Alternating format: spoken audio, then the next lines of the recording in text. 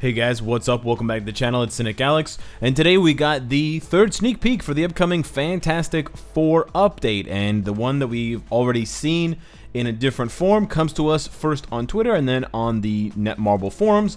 Will Earth's mightiest heroes be enough to take on the Devourer of Worlds? And if you don't know who the Devourer of Worlds is, man, you haven't been paying attention.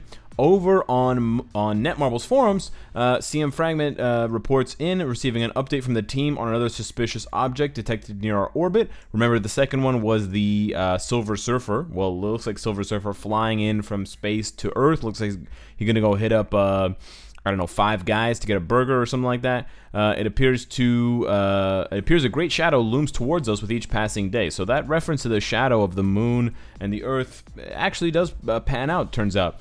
We have managed to track down the starting point of the falling object from our previous report, which is what I'm talking about, the Silver Surfer one, and it seems to have come from a nearby planet. We have detected that there's an unusual surge of energy surrounding that planet in recent days, and then they get this satellite image, and it's a nice little copy and paste with a link here. So we're going to copy the link over, we're going to open up a new tab, we're going to paste it in, delete the bracket, answer bracket, and type in Galactus, Galactus, and we get the sneak peek that was leaked a few days ago. We get Galactus overlooking the Earth. You've seen this already. I don't really have a lot to say about this that I haven't already said. This, of course, led into the conversation that I had, and I actually made a separate video about it, which I encourage you to watch if you like GBR, if you like World Boss Ultimate, because I honestly think with the changes, GBR could become the next World Boss, the kind of next World Boss Ultimate co-op mode if you can invite anyone.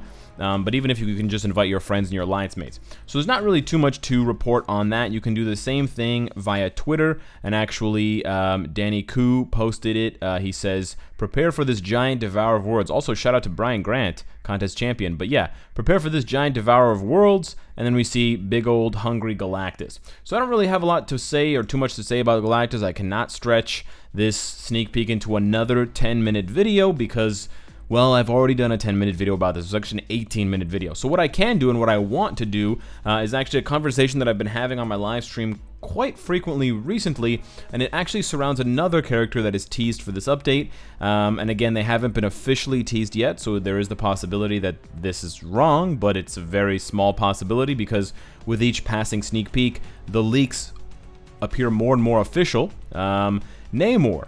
And specifically about Namor, I want to talk about the type, because although I may be making a big deal out of nothing, and it may not necessarily matter what his type is, I very highly value the sort of balancing act between different types, between universal, speed, blast, and combat. Not only from a PvP perspective, where it's a bit more apparent how valuable it is, but also from a PvE perspective. I don't really like spending all of my time playing with just Blast characters, and it also means that Blast leaderships, like Ancient Ones and Star-Lords, are still among the best in the game, despite the fact that there are so many good characters who aren't Blast type, just because the Blast types keep coming up as super powerful characters, and even when they take a day off, or a month off, or a year off, they come back with a vengeance. So I do want to take the time now to talk basically for 10 minutes about Namor's type. And so I want to do a little bit of backstory on Namor. I want to give you a bit of reading recommendations for Namor. I haven't personally read a lot of, solo Namor stuff, but he has a pretty interesting history from what I've learned. And there are quite a few, individual runs, solo runs for Namor. But I think for the majority of sort of casual to mid-tier comic book fans, which I'm more in the mid-tier, you've read Namor in the context of a wider issue, whether you were reading about him in sort of a grand battle, or like a series where there's multiple characters in play, like, around the time of Civil War, or around the time of some other big event, or, Defenders, something like that, Illuminati. He's not as popular for solo runs as some other characters are, but he still has a lot of solo runs. So I don't really have a good character to go on their page for to talk about Namor, so let's just go for Hydro Man, because Namor likes water. Nice! So for those of you that don't know, Namor was actually invented 2 years before Aquaman, and I bring up Aquaman because they're very similar. They're both half human, half Mer people, half Atlantean. They both live in Atlantis or some version of Atlantis. They live underwater. They can breathe underwater, swim underwater, and they're super strong. They have tridents. Like, there's literally a lot that they have in common, despite the internet trying to tell me when I searched it up that they're not that similar. They're extremely similar. But yeah, Namor came first. Another thing you're going to hear a lot about Namor is that people are going to say he was the first mutant. So one of the reading recommendations that I actually have for you is a comic run called Namor the First Mutant from 2010. And so that's my first recommendation for a comic book that if you want to read and learn more about Namor. But he's actually not the first mutant, because, well, Apocalypse, he's known as the first mutant, and he's like way back in back in BC. But Namor, after a bunch of back and forth, he appears to be a mutant. So there is an interesting possibility. There's actually quite a few interesting possibilities for Namor in Marvel Future Fight. Again, it depends on how the devs... Wow. It depends on how the developers are going to interpret the character, but there's not only valid debate for whether he's going to have the stars or the X's, like my mutant brothers and sisters do, but also whether he's going to be blast, speed, or combat. I don't think he's going to be universal. I think that's probably very unlikely, to like 0% chance. But there's a reasonable argument for all three of those types. But I want to basically talk about why I think he's going to be one over the others, and why he should be one type over the other two. But that being said, there is also the question of him being a mutant or not. I personally don't think Netmarble is going to make him a mutant, because they have their sort of niche for how they do mutant updates, and they usually like to leave mutants to their own updates. And it appears Namor's coming with Wave, and he's coming with Silver Surfer. Considering Wave and Silver Surfer, it also allows us a little bit more potential insight speculation into what Namor's going to be. So Silver Surfer, it's pretty much a guarantee that he's universal. He has cosmic powers. He was an alien to begin with, like he's not from Earth, so there's basically no way that they could make him anything but universal. He fits the universal bill so damn hard, it's not even funny. Like he's got universal written all over him. So, Silver Surfer, if he's coming into the game, has to be universal. If by some small chance in hell Galactus is also going to be a playable character, guess what? Galactus, he's also universal. So that pretty much means Wave and Namor are probably, there's a very low to 0% chance that they are universals. Not only do they not have cosmic powers, but they're already being put in alongside other universals in Silver Surfer and possibly Galactus. And Netmarble does not like to give a lot of universals. If you just look at them, you look at the landscape that we have now, 57, 53, 47, 37. They are lagging behind 10 over speed, and they're lagging behind 20, literally 20, over combat, which is absolutely insane. I know. So yeah, that being said, I don't think Namor is going to be universal. And then when it comes to Wave, I think she'll probably be Blast, because she deals elemental damage. She deals with water, I believe. I actually should have looked her up before I said that, but that's what I think. And there's a small chance she could be speed or combat, but I think Blast. So that being said, and that also taking into consideration, we got a lot of Blast characters recently. We got Iceman, Jubilee, Bishop, uniform in tier 3 for Jean Grey, or tier 3 for Doctor Strange, uniform for Mysterio, Hydro-Man. 7 tier 3s have been featured in the last 2 updates.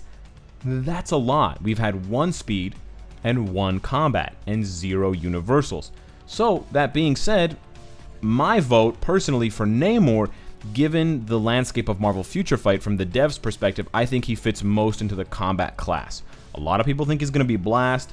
A few people think he's going to be speed because he's actually quite fast on land or underwater, but I personally think he's going to be combat. Now, if you take a look at the character in the comic book appearances, he generally fights hand-to-hand or with a weapon, so that does immediately put him in more of a combat setting. He's not the smartest dude. He's smart, but he's not the smartest dude. He doesn't, while I think he can project certain things, and he can control, he has some sort of hydrokinesis type thing, he generally punches and kicks and stabs and swings. And so that type of fighting style, again, lends him more towards the combat class, being able to fight, one-on-one with the likes of Hulk in certain instances and take punches from these characters and survive. and you know, take hits, take blasts from She-Hulk, etc. And so because of that, I do personally think that the best fit for him in terms of the comic book interpretation, and the best fit for him in terms of what we need in Marvel Future Fight, is a strong, independent combat character. Now, whether he's going to be a hero or a villain is another, you know, area of debate for a lot of players. And while I do think that Namor has his stints as a bad guy, and he has his stints as like an anti-hero, he famously like betrayed the rest of the good guys when Proxima went to Atlantis and threatened to kill everybody if he didn't give her one of the stones. I believe it was, he had the time stone, or he had one of the stones, or he knew where it was. And then, oh yeah, he leads them to Wakanda, I think. I can't remember exactly what happens, but yeah, he's long story short,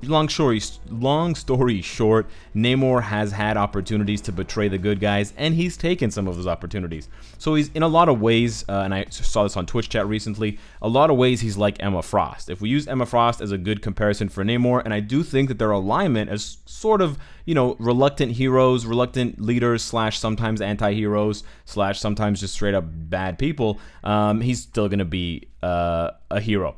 And he's still going to be a hero for the most part because Marvel Future Fight in general doesn't like villains. They don't like to make characters villains, and you know, if they can find any reason to create a character as a hero, they will do that. I don't know if they're scared of making villains. I don't know if they don't like to advertise villains, if they don't want their game to be spooky for bad guys. I mean, we don't even have any passives that buff bad guys. We do have the super villain passive, or sorry, the pure evil ability that allows you to do an extra 4% damage to superheroes, and we do have Hela. Hela is the one character in the game, I believe, that, or no, Corvus has it as well.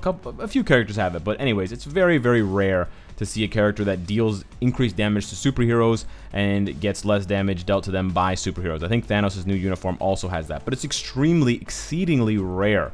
Whereas you have characters like Shuri, Coulson, Valkyrie, Ghost Panther, you know, there's like a laundry list, White Tiger, Nick Fury, or not White Tiger, White Fox, that deal extra damage to supervillains. So Netmarble has a huge hard-on for blast types. Netmarble has a huger hard-on for superheroes.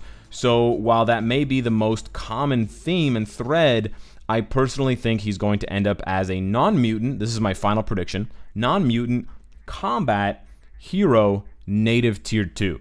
And we'll have to see just how we obtain Namor, but given how powerful he is, he's got flight, he's super strong, he's super fast, he can swim underwater, breathe underwater, he can take, you know, incredible damage and survive. He has, like, you know, invulnerability at times, and he can take the pressure of being underwater, obviously, for an infinite amount of time. He can, like, pick up, you know, ships and throw them. If he's in water, he's absurdly strong. He can fly. Did I already say that? He can fly. Yeah, it's pretty silly. So yeah, I honestly do think that he should be super powerful, and the combat class needs a super powerful character in the Omega tier, or in the Mythic tier at the very least, to go alongside Captain America. And it would be cool to see Namor get you know, a tier 3, and he's a native tier 2, and sort of match him up against a newly uniformed Mr. Fantastic. So the other suggestion that I have for the reading list for you guys is another comic run for specifically Namor called Submariner Revolution 1. Well, it's Submariner Revolution, start on issue 1, obviously. This one's from 2008. You can find a lot of stuff on Namor from like the 50s and 60s. They wrote a lot about him in the Golden Age, but yeah, a lot of the drawing back then is pretty cringy and just kind of hard to go through. I personally don't like it. I like stuff that's a lot more recently, like 80s, 90s, and up.